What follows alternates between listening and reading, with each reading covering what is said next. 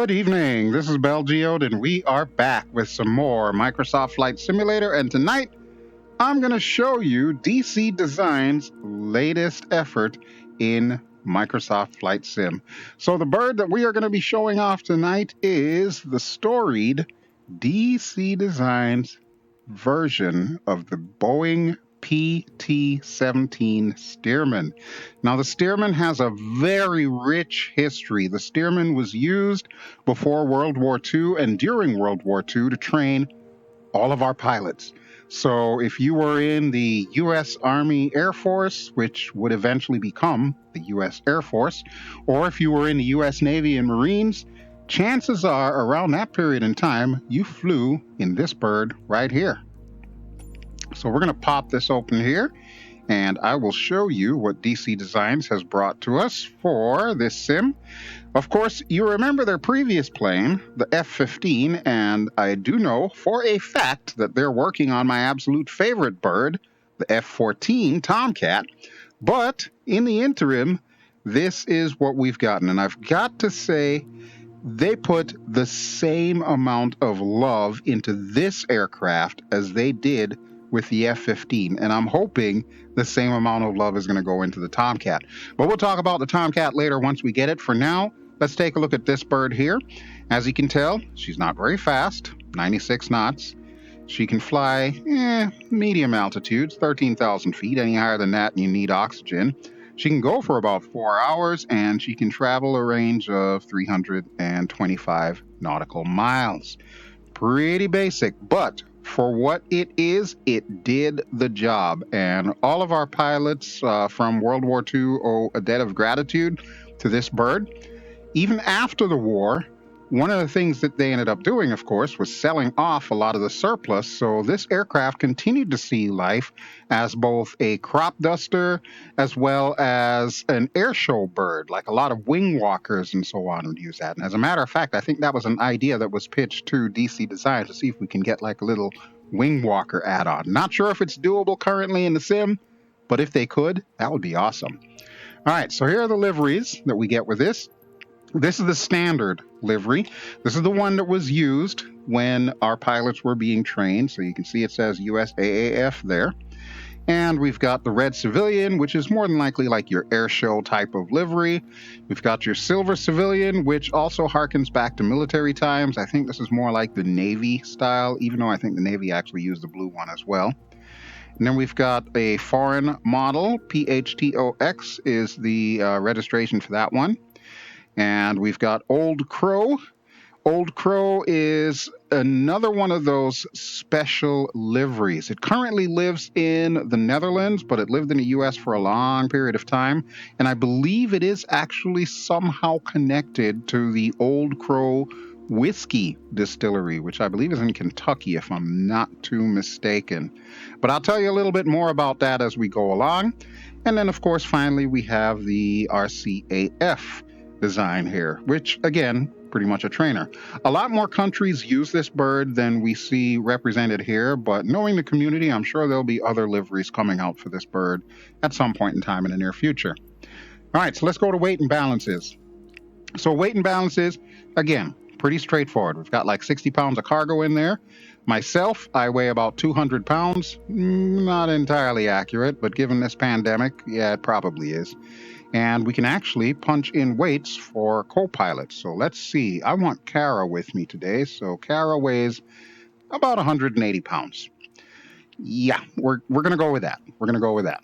We'll give her a little bit of gas here. Let's see, probably about 85%. We're not traveling too far, but I do that just so I can, play around with the center of gravity on the right. So we'll push that forward just a touch here, just to make sure that we are within the forward and aft limits. So right about there should be good. We should balance just nicely. And for our call sign, we're going to go with Crow 70.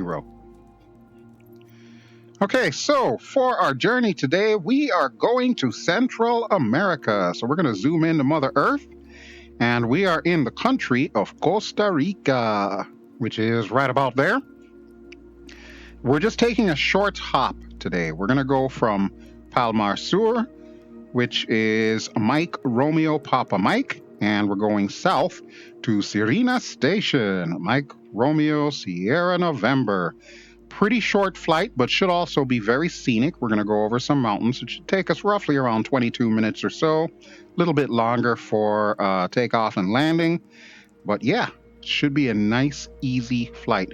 And part of the reason why I chose to do this particular flight is because up until yesterday, when we had the update, World Update 5 for the Scandinavian region, this was actually one of the airports that was featured in the landing challenge. I don't know if it's still a challenge that you can do now, but I typically don't do landing challenges. But I saw that one and I was very interested in landing there anyway.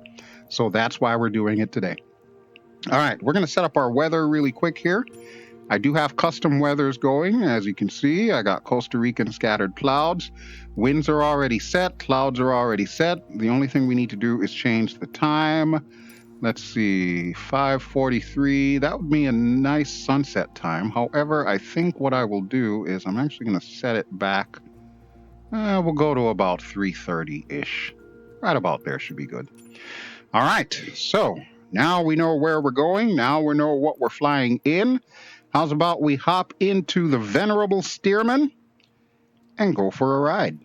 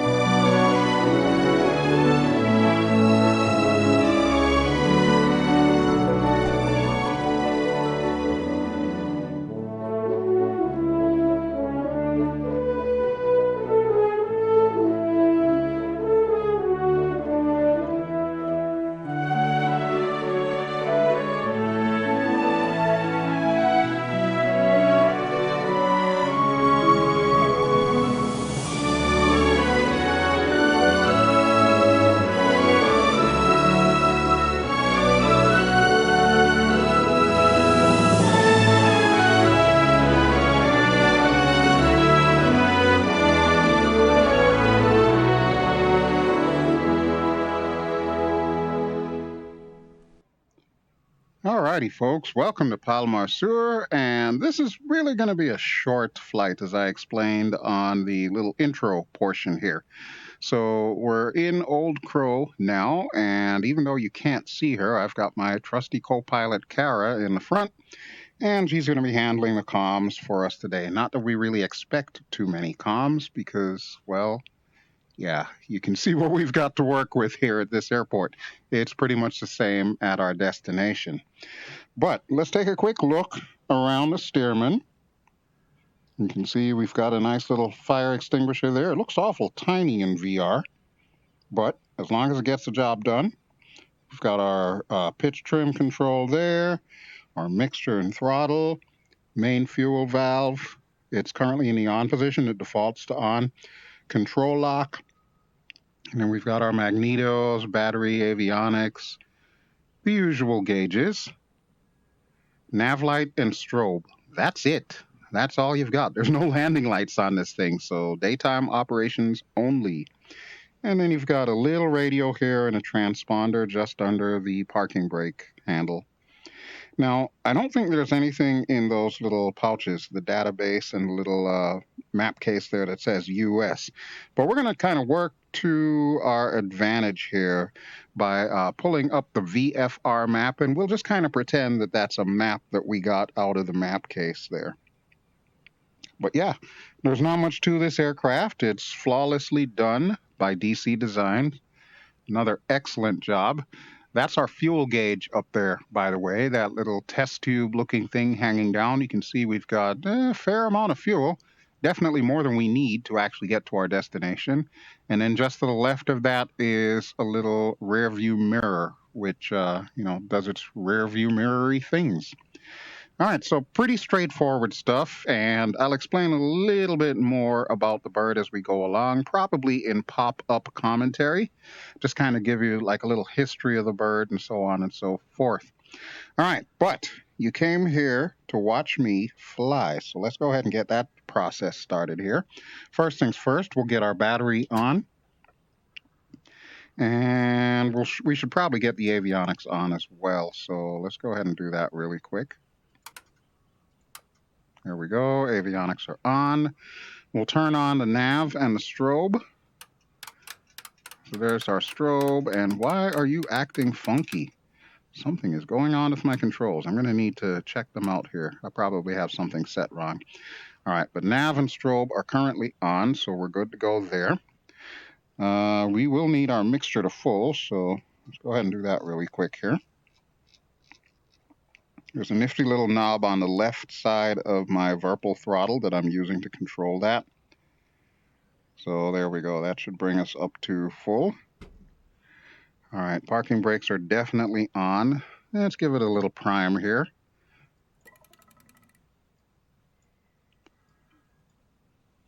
Three should be fine. We're pretty warm here today, so that should be perfect. All right, now we'll get our magnetos on. So left, right, both. Look around, make sure there's no one here. Looks like that fuel truck went away, and I guess that aircraft that was parked there has taken off. So we're pretty much set to go. All right, you know what we've got to do. Lean out the bird and shout, "Clear prop."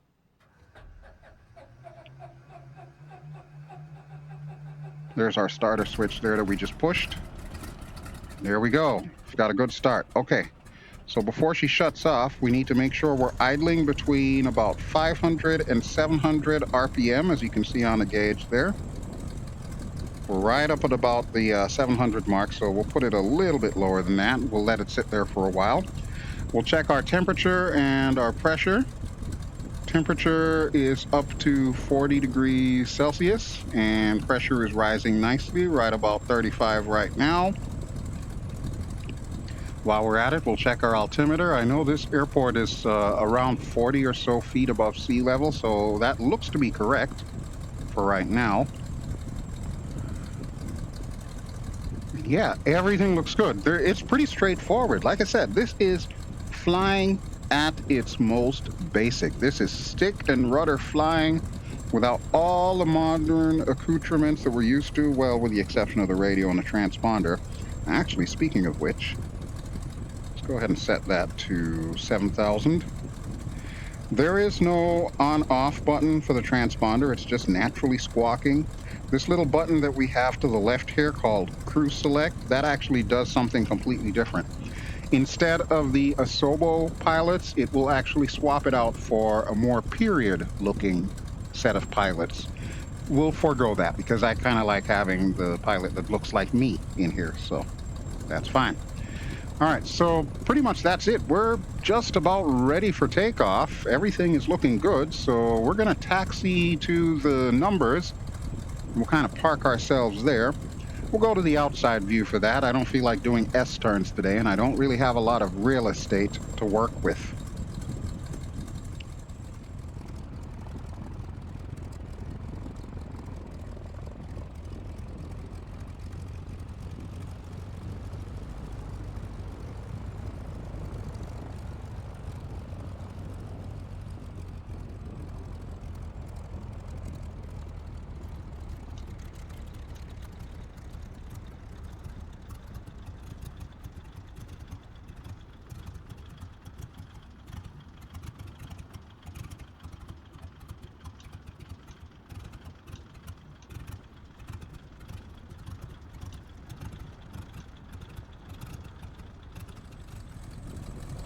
All right, well, that was quick and easy. Okay, so let's do a final check here before we take off. Lights are on, gauges are looking good. Battery and avionics are on, of course. Magneto's on, fuel's open, mixture is full. Control lock, I think that needs to be in the upper position. So let me move that over really quick there. I think that's where it needs to be. I could be wrong, but we're going to put it there. All right, trim. We should probably get a little bit of pitch trim. So right about there should be good. Okay, and I don't know about you folks, but I think we are just about ready. So you know what it's time for? Brakes down, throttles up. Just to remind you, this is a tail dragger, so you can fully expect to do the rudder dance before you take off. All right, brakes off. Here we go, 85% throttle. Let's go to about 90% throttle. Make sure I'm not going off the runway there. Full throttle. Tail's coming up, and she's going to start turning.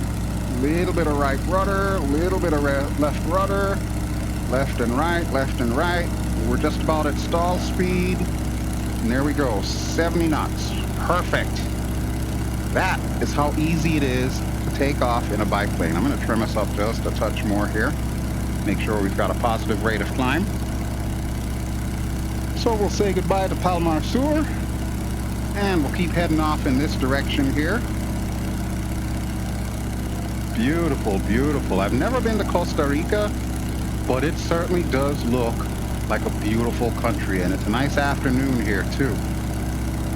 I'm surprised it's not raining, but I guess we caught it just in between the time period where the rain starts, so I'm okay with that. All right, I'm going to pull our throttle back just a touch here. Central America Center, Crow 70 is type 1 miles southwest of Mike Romeo Papa Mike 600 feet. Request Thank you, Kara.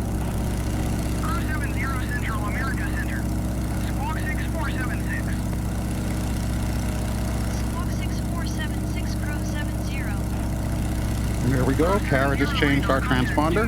Southwest of Mike Romeo Papa Mike 900 feet. Altimeter 29.992. Got it. Okay, so now our next order of business, we're going to need to point ourselves in the correct direction. And to help me out with that, we are going to cheat a little bit. So we'll pop this open and we'll drag down ye old VFR map.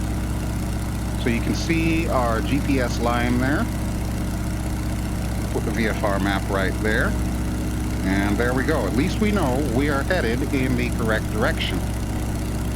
So cool beans. I think what I'll do is I'll bring us up to about 3,000 feet. That should be just high enough for us to avoid any mountain entanglements along the way to the shore. And then we can enjoy the scenery from the outside. Now, one thing I do notice about this bird, it does have pretty much a rudimentary autopilot in there. DC Designs did give you one, and even though I guess technically it's not that realistic, for someone like myself who likes to record these videos for you, it's absolutely necessary, because when I go to the drone view, I can't simply rely on the aircraft being trimmed out, because as you can see, if I take my hands off the stick right now, even though we're in a proper trim, we do have wind, and the wind is going to push us around. So this way, at least, we can make sure that we're going in the direction that we're supposed to be going. We're at 2,000 right now, and as you can see, we're approaching the magenta line.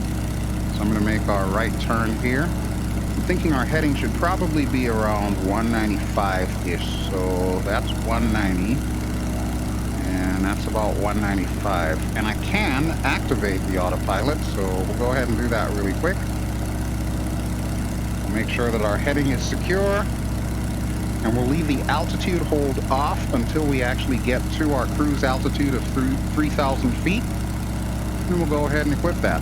So right now, I am completely hands-free. Of course, the autopilot's on, so we're definitely cheating on this one.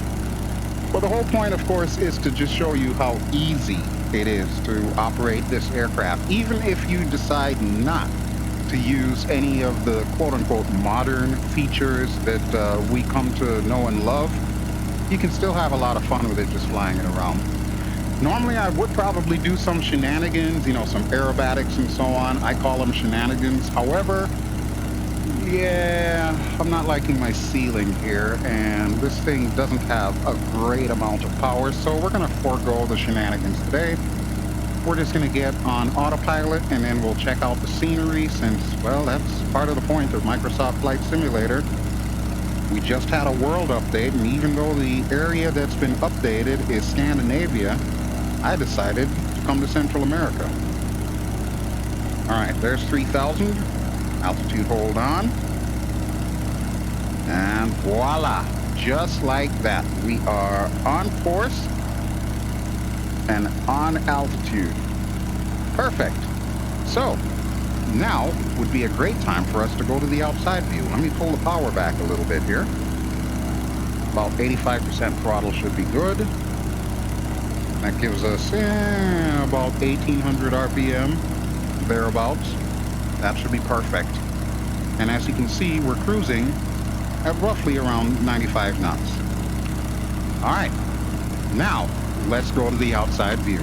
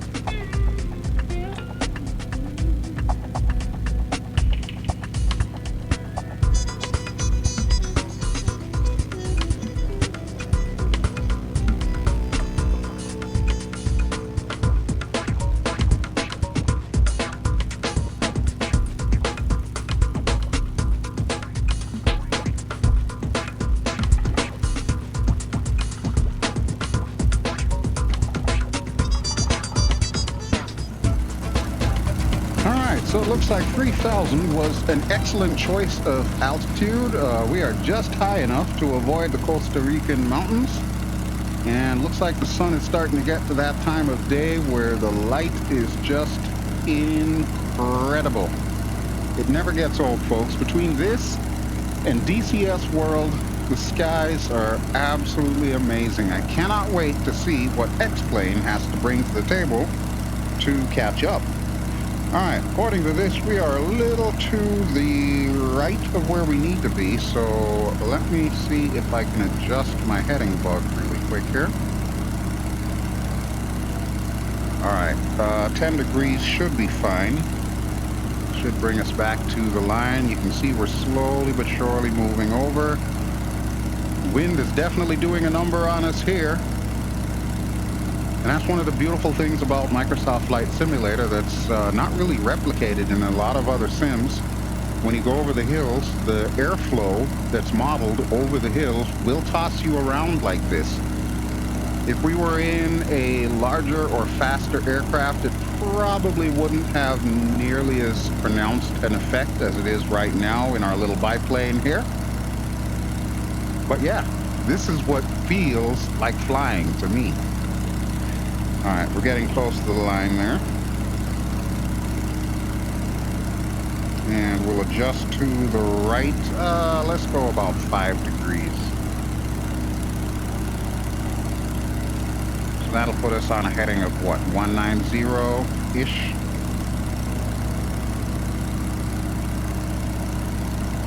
There we go. All right, so the airport that we are headed to, we still can't see it just yet. There's the lake there, there's a river, and I know the river is relatively close to where the airport is, but the airport is pretty much directly ahead, as can be evidenced by the fact that we're on the magenta line. So once we get over this next set of hills, we'll start our descent nice and easy. We'll scope out the airport and figure out the best way to land at Serena Bay.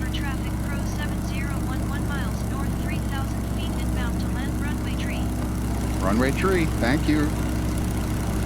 I love Kara. Alright, I'm gonna give us a little bit more left turny here. I actually want to be on the left side of the airport. In other words, I want it to pass by our right. And that way it'll give you a good idea as to what we're coming into.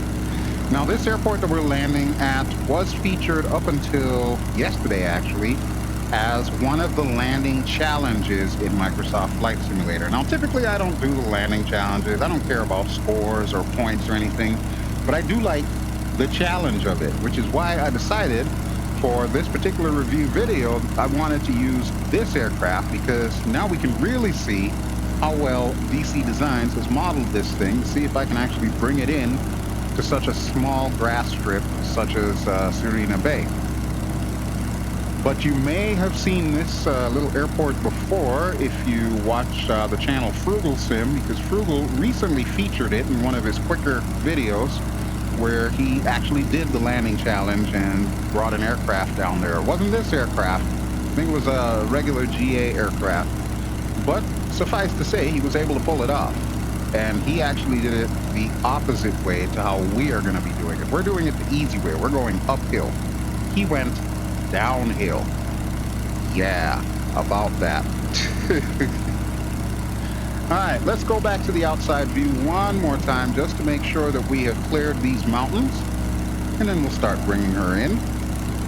I will tell you though, this thing is performing flawlessly. I know it's a relatively easy aircraft compared to, say, the F-15 that DC Designs came out with, or the Tomcat that they're working on right now.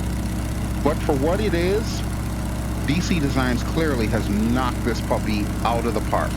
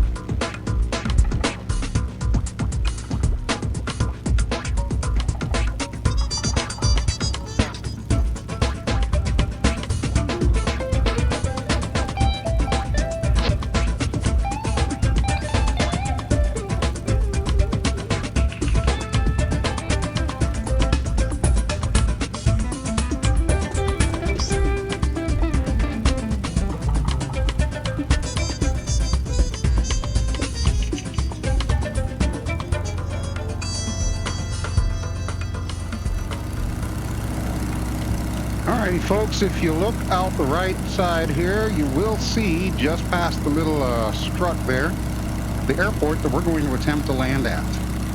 And I'm going to turn the autopilot off, bring our throttle down. Yeah, this is going to be an interesting descent. So pretty much we're going to need to go over the Pacific Ocean and then turn around, maybe do like a little teardrop approach and bring her in. But yeah, that little brown strip that you see that goes from the beach inland and ends right at that house, that's our runway. That's what we've got to land on. Oh boy. All right, well, Kara, I hope you're ready for this because I most certainly am not. I'm going to try and see if I can get us down in one piece regardless. And actually, you can see it there on the VFR map, the little black line that starts at the shore and works its way inland. That is what we're going to land on.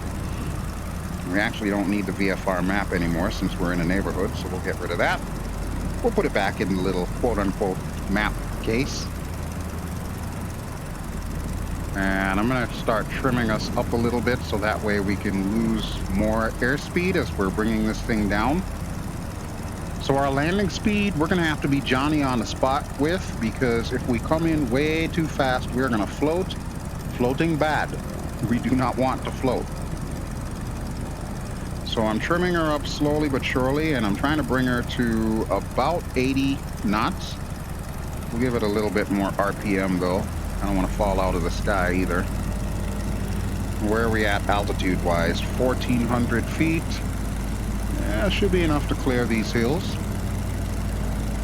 And there's the river, there's the airport, there's the beach. I'd say we are looking good so far. So we're going to head out to sea here, and at least the turbulence should die down a little bit since we're no longer going to be over land, we'll be over water. Pull the power back a bit more. And as we make our final turn to head in, I'll go back to the undercarriage view, and that'll kind of help us to line up. And then after that, we're back in the cockpit, and we're doing this the old-fashioned way. All right, I would say we should probably go out.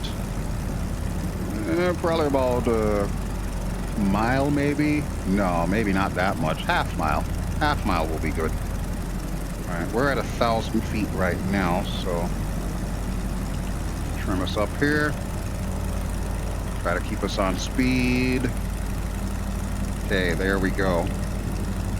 A little under 1,000, but that's okay. Once I get us back up to 1,500 RPM, we should be level. And there's the beach that we'll be using as our marker. So now would probably be a good time. Bring us into a gentle turn. Do a little coordinated turn here, so we'll add some rudder. Beautiful, beautiful. Yep, this is gonna get interesting. Not gonna lie, folks. This is going to get interesting. All right, let's go to the outside view as we bring her in.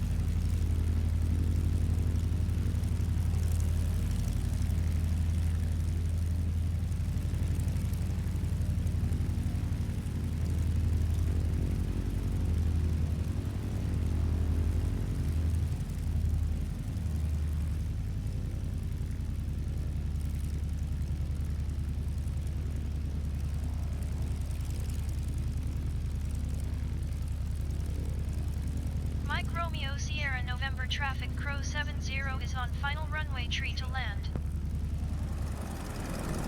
Okay, so Kara has committed us. We are now coming in. We're still at about 80 knots. And you can see we've got a gentle grade. The problem is there's a little bit of a lip right at the beach, so we need to make sure we get over that lip, otherwise this is going to end extremely badly. Trim us up just a touch more. We may float a bit, but as long as we're able to bring her in. Oh, there's another concern. We need to make sure we clear these trees on either side. Yep. Might as well be bringing in a Corsair. Which is ironic, since a lot of the World War II pilots, in fact, probably all of the World War II pilots, learned on this plane. All right, we are over the edge. Let's bring her in. Come on, baby. Land. We're down, giving it a little bit of back pressure, very little back pressure, and very little brakes. Whew. Are we here yet? I think we're here. I don't want to go in that gully, though. That gully looks bad. I think we just ran out of runway, folks. All right, so we're going to head through this fence. Thankfully, it was open. And I'm going to pull us up right up here. Look at that. Nice berm that'll help us stop. Perfect. Really couldn't have asked for a better parking spot. I don't see any people in front of me, so right here is good. Not too shabby, if I should say so myself. So, folks, welcome to Serena Bay. That was actually an interesting approach, especially in something like this where the visibility is limited. I'd say we pulled it off, though. Pretty decent. All right, let's go ahead and turn everything off. Then we'll call this episode done. So thank you, as always, for watching. This has been BelGeode, and I've been flying in Microsoft Flight Simulator. Just to remind you, the aircraft that we've been showing off today has been DC Design's latest effort, the Boeing PT-17 Stearman. Beloved trainer from World War II that saw life after the war as a cropduster and used in air shows for things like wing walking and aerobatics, or as I like to call it, shenanigans. This particular version is Old Crow, which now lives in the Netherlands, however, has a very storied history to it, which no doubt you already saw the little pop-up comments. All right, but that is all I brought for show and tell today, so let me go ahead and kill my lights really quick. We're going to go outside and check out Serena Bay. I'm going to forego turning off the battery and avionics because we all know what happens once you've got the batteries and avionics off.